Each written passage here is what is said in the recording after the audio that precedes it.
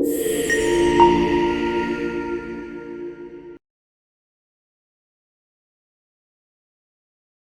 say you are in a dark room. Your eyes are closed. And suddenly, that smell hits you. Maybe the cinnamon and honey scent of your grandmother's kitchen where she baked pies. Or maybe the smell of wet earth after the rain from the street where you played as a child. That moment. That 1 second moment. That strange and magnificent feeling that warms you from within, fills you with peace, and gives you a slight ache all at once. That feeling has a name, nostalgia. But have you ever wondered why a simple smell, a song, or a taste from years ago can instantly transport us back in time? Why do we cling so passionately to the past, even though we know we can never truly return?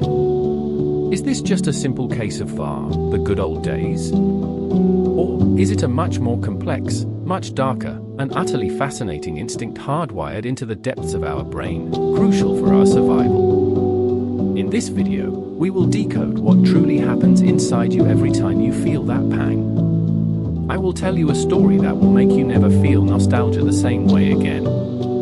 This is not just the story of an emotion, it is the story of what it means to be human. And I promise you, you will be astonished by what you learn. If you're ready, let's begin a journey into the labyrinth of the past. From a deadly disease to a modern superpower. You won't believe this, but nostalgia was originally a medical diagnosis. And it could be fatal. Time, the late 17th century. Place, Switzerland. A young medical student named Johannes Hofer was studying a strange case. His patient was a young soldier sent far from home, beyond the Alps, to fight. The man was physically healthy but wasting away, unable to eat, complaining of constant weakness and a deep sadness. Doctors were baffled. Until Hofer spoke with him. The soldier's mind was constantly back in his homeland. He kept talking about his village's bell tower, the sound of the river in front of his house, the taste of his mother's cooking. Hofer combined two Greek words to describe this pain, nostos, return home, and algos, pain, longing. Thus, nostalgia, the pain of returning home. And this was considered a serious disease at the time. It was even used to detect deserters. Doctors would give Swiss mercenaries sacks of cheese to prevent it. Yes, you heard that right. So they could smell the scent of their homeland and be cured of this deadly melancholy. They carried cheese in their backpacks. A fantastic piece of trivia for your next gathering, right?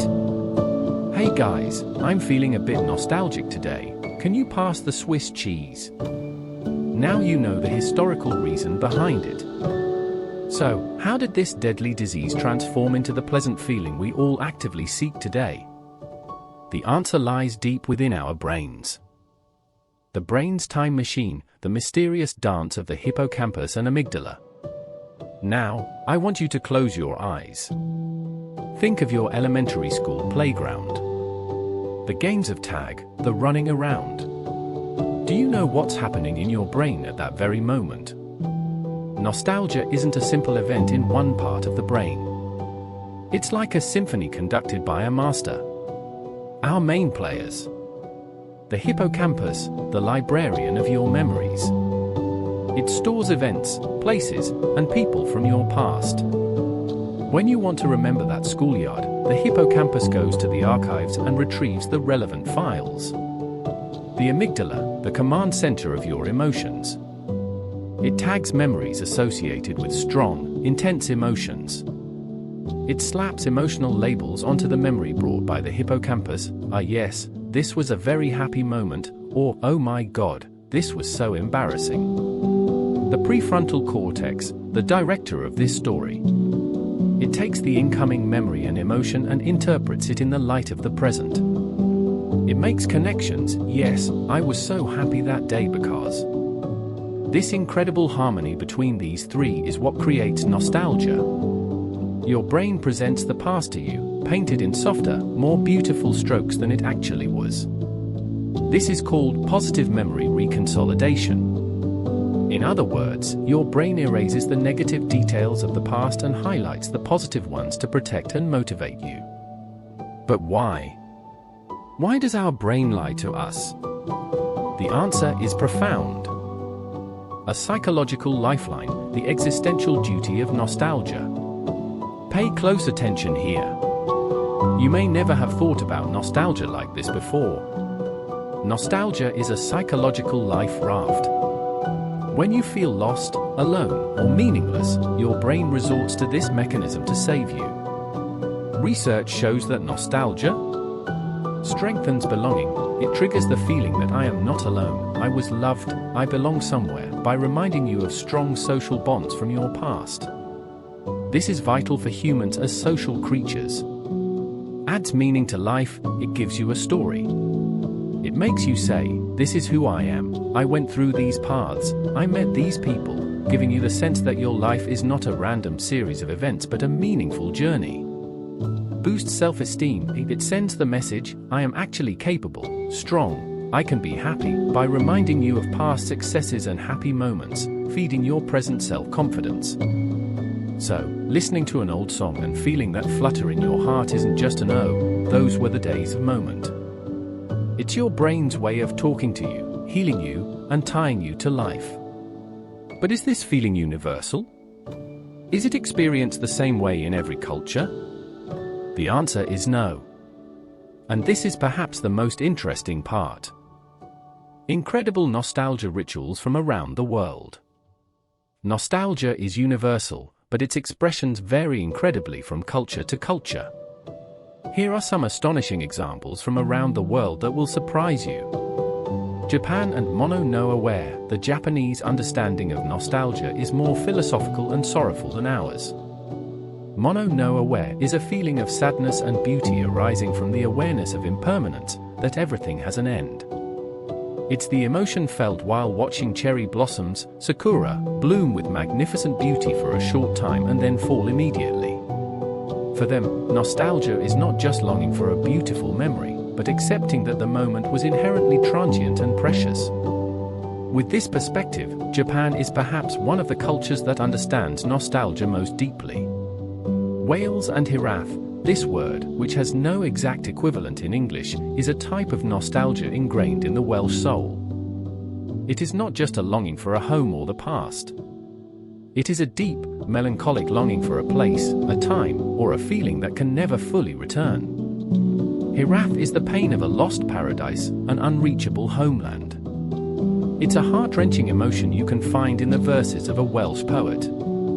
Portugal and Saudade, perhaps the most famous and poetic form of nostalgia is Saudade. Again, it cannot be translated into a single word. It is a bittersweet longing for the presence of someone you love in their absence. It is a kind of happy sadness created by the happy memories spent with that person, even if they're no longer alive. The Portuguese love this feeling so much that they have written songs and poems for it, even creating a music genre, fado, for it. Switzerland and sacks of cheese, we mentioned this earlier.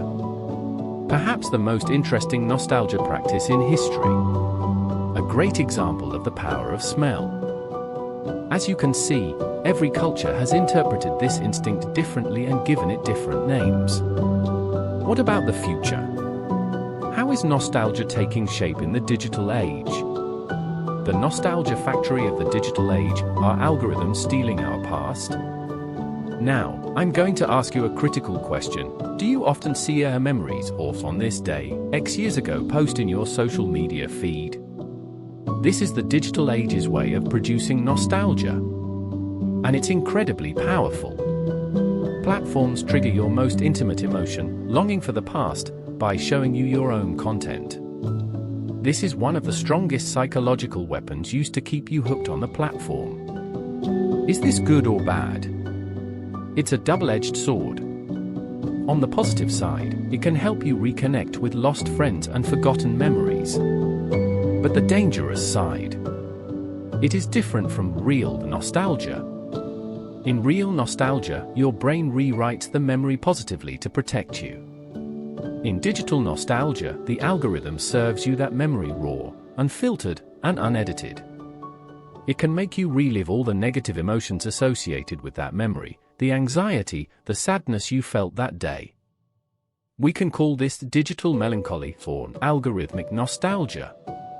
So, in a sense, are we slowly losing control over our past and our emotional connection to algorithms? This is a question we need to think about seriously.